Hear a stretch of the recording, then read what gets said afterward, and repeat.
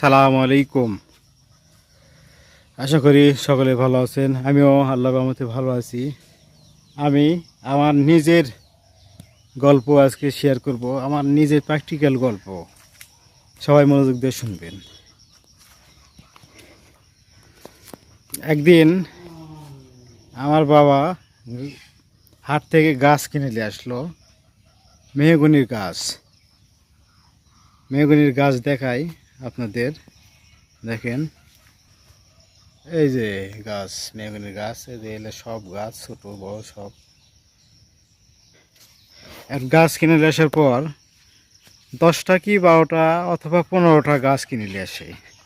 নিয়ে আসার পর 4টা কি 5টা গাছ হয়, আর বাদ বাকি সব মরে যায়।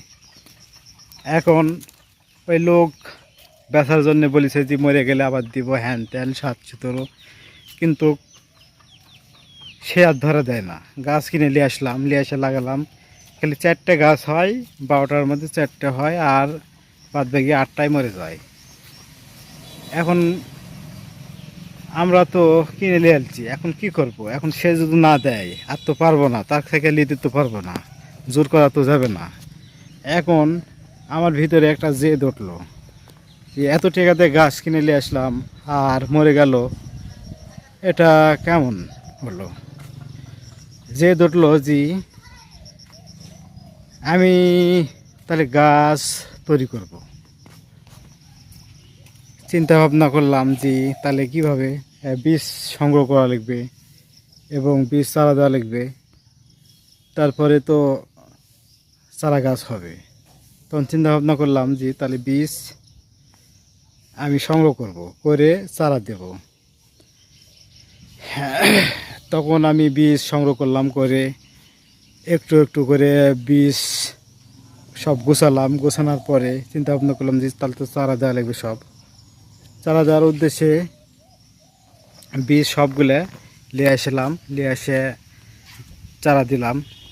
দেখেন চারা গাছ আমার সব, এই যে সবগুলো হয়ে গেছে। এখন এখান থেকে আমরা সবগুলো লাগাবো, এবং সেটা ছিল 12টা, আর এখন হচ্ছে হাজার হাজার এখানে গাছ তৈরি হয়েছে, আর অভাব নেই। দেখেন আমরা চিন্তা ভাবনা করলে সব কিছু সম্ভব। আমি চিন্তা করলাম যে